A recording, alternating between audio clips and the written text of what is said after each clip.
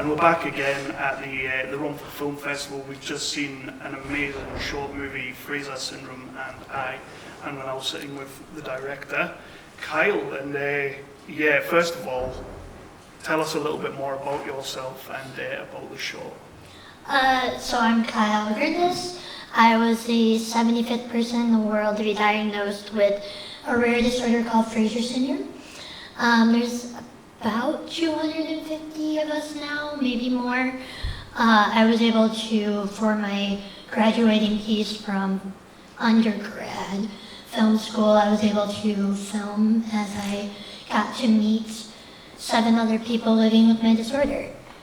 And it's just a 20-minute film about that. I graduated school with it and just been traveling with the movie now. That was the next thing, because this short it's outstanding, it's beautiful, and it touched and it moved all the judges and the selection panel. It really did. So having you here today is absolutely brilliant. But you have been all around the world telling your story, showing your story. Can you tell people where you've actually been with this short? 14 different countries it's shown in, 70 festivals in Japan. I looked it up after we talked. Japan, Ireland, Brazil, everywhere I couldn't even dream of. And how has the reception at all these places been towards your film? Amazing. It's always beyond expectations. It's just so heartwarming.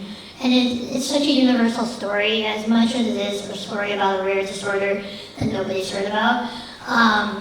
It's still a universal story. I always get told that it touched them, that they know somebody knows somebody that can relate, or just, it's a story about finding your community. Who can't relate to that? And what was it that empowered you and inspired you to make it? I wanted to make the film that my parents needed when I was born. There were many things I sought out to do, but that was number one. I wanted to be able, I get contacted a lot because of my social media presence. I get contacted by Fraser families. And I wanted to be able to be like, okay, breathe. Here's a film. I can't promise you this is your life. I can't say that it's all gonna work out. Here's what happened for me. Breathe, one day at a time. Awesome. Was it always your intention when you set out to make this movie? Obviously, you're sort of making it for your parents and whatnot. Mm-hmm. Was it always your intention to involve other Fraser Syndrome people and have them in there and tell their story as well? Or did that just come around as you were making the documentary? It was always my hope and my wildest dreams to meet somebody with Fraser. I never would have imagined that it would be 7 families. But one day I was asked to be a part of a Facebook group called Friends and Family of Fraser Syndrome. Immediately kicked myself, how did I not think of that? And I got introduced to, I think there at the time was 40 families all around the world. I was going to study abroad in Ireland that summer, so I decided I'll stick with Europe. And I reached out to about 10 families. I think 3 were too busy. And it worked out. It was really cool. And meeting them must have been just the best thing ever. It was so cool. Yeah. It's amazing how instant the connection is. Absolutely. And you see, one thing that really got me was your father's reaction in the documentary as well. I'm a dad, I've got 3 kids. Mm-hmm. And just to see the way he is in that, did that happen just organically throughout the documentary and you thought, oh, there's like a different part to the story here? Yeah, definitely. In the planning of it, I was so focused, like, oh, this is going to be really hard or really awesome or really hard emotionally too on me. Like, I gotta kind of brace myself. And I, for some reason, didn't think of my parents. They went through this too. It was amazing to see. I like to say that all I did was live. That's really simplifying it, but I lived. That's what I did. My parents are the ones that had sleepless nights and did all the things that I didn't want to do, like changing bandage wounds and all that stuff. Like, they are the ones that really tough through it, and they got to meet people that did it too. And I'm going to ask you a filmmaking question because you are a filmmaker now, I am. which is awesome. You said out there when we were talking that when you look at this movie, you only see the I bad knew this was things. going to hit me. Of course. Yeah. So I want to know what is your proudest moment, your highlight from this film? Proudest moment. I told you, all I can think about is the things that I don't like about the film now. I want something you do. Proudest moment is meeting Edie and her family, being able to hold a baby that had survived the first night. The first night's very crucial. Being able to hold her, especially after getting contacted with by her father like 3 days after she was born, and I was in pre-production of this. I was already like scheduled to come to London, and I was like, okay, I'm coming in a month to Europe. Can I come to Germany and meet you guys? Like, it was just so nice to be able to be like, I'm coming, I can talk to your doctors. Like, that was just so cool. So that was a really proud moment. Nice. And we're going to open up for a couple of questions in a second, but you've already accomplished so much and you've done so much with this documentary. And again, it's a beautiful documentary. Thank you. What's next? What's Kyle doing next? Oh, thank you for asking. I am going to grad school. I just got accepted. I started in September. I'm going to DePaul University in Chicago, where I live. And it's my hope to graduate that program with a feature-length version of this film. Nice. Yeah. Excellent. So we'll open it up now. Does anybody have any questions? I don't have a question. I have a statement. So I think there's a really important message here beyond the story that you're telling, and that is that the first rule of filmmaking is talk about what you know. And of course the second rule of filmmaking is that every single one of us knows something that someone else doesn't know. So thank you very much for sharing with us what we don't know, and importantly for telling us your story. Thank you. Have you got any other questions? Hi, Kyle. Hi. Sorry. I'm sorry to say thank you so much for sharing this with us. It's a beautiful, heartwarming story. And it must have taken so much courage to do it, and so thank you for doing this. Thank you for making me do that. I want to ask you a question though. So when you set off making this movie, this documentary, it's a very heartwarming, beautifully told story. Did you know you were going to go in that direction, or was it sort of, I'll go with the flow? And I mean, obviously you knew, you had been in touch with the families, so you kind of maybe had a feel of how it was going to develop. But did you have a plan, or?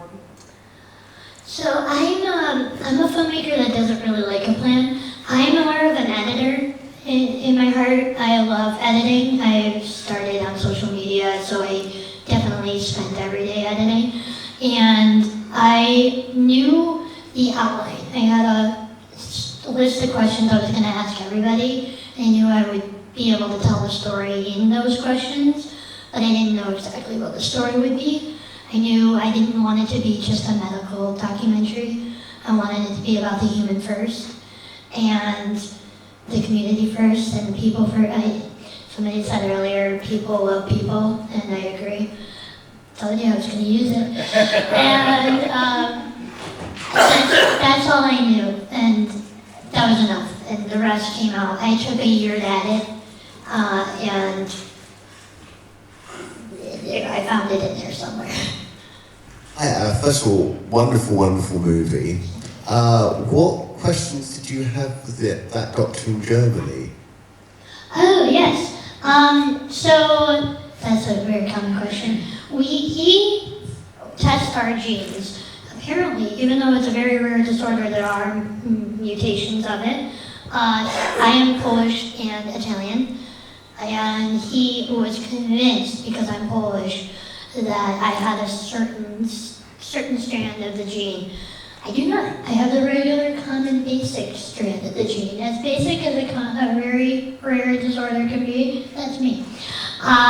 So he told us that, and then he asked a lot of he had seen cells, he's seen genetic stuff. He's not really seen many people. I think he's seen one or two, but he just asked how's life, with the disorder? And I gave him the insight I could. Thank you. Hello, Kyle again. Thank you again for submitting, echoing what everybody said. An incredibly inspirational movie. Thank you for that. People have already asked the questions I was going to ask, so I'm going to come up with something on the spot. And that is, to save us hours of getting to know each other, I pretty much can tell whether I like somebody when they tell me their 3 or 4 or 5 favourite movies. Can you give me them? 3 or 4? No, it doesn't have to be 3 or 4. Your top favourite movies. Okay. I don't know if I can give you one, but I can give you Perks of Being a Wallflower for coming of age, Stand By Me for classic, and this one is controversial a little. I love The Time Traveler's Wife. It's so good. Time Travel, fantastic. Thank you very much, Kyle. Kyle, incredible film. Before you started to make this, you said you were involved with social media. I was just wondering, at what point did you become a leader and connector in this community? Yeah, I think it's just a generational thing. I mean, I was like all my friends, I wanted to be on social media, and I quickly realized to do that, I kind of had to state the obvious. My eye looks different because I have Fraser Syndrome. So in doing that, I had to talk about Fraser Syndrome. Not had to, got the pleasure to. And I slowly started to get connected to people. And it wasn't anything tangible yet. It was, I knew somebody, they're no longer here with Fraser and all that. And eventually it turned into the Facebook page. But social media was just something I've always loved, and I think I realized me and my friends used to make music videos. Yeah, it's as cool as it sounds. And I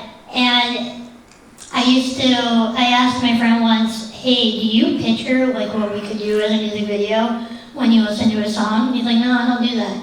I might be a filmmaker then. And that's how it all kind of switched over. Thank you. So when you told the families about making this documentary, how did they react? They were all so excited. I tried to warn them, hey, I'm a student, this might not be very good. I'm just trying, I'm throwing stuff to the wall and seeing what sticks. I tried to keep expectations low. I have exceeded those expectations, but they have all been so supportive. Every time I come to a city that they're in, I try to tell them, and I always make sure I'm I could not have done this without you. Thank you. And I believe that with my whole heart. So they've been so supportive, and it's lovely. Thank you.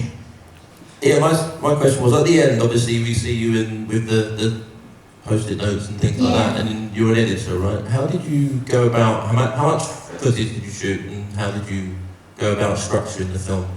Yeah, so on the top of the tape line, so professional, on the top of the tape line, it was themes I wanted to hit, that I watched all the interviews, and I picked and pulled some of my favorite things, and then I kind of just put the sticky notes on, and it's okay, well, when we talk about my life, we can easily go to Hannah's life, or meeting somebody and the structure was kind of at the top, and then there were certain sound blurbs that I knew I wanted. I'm really attached to certain sound blurbs when I edit, so I knew I wanted Hannah's mom said, the world is turned upside down.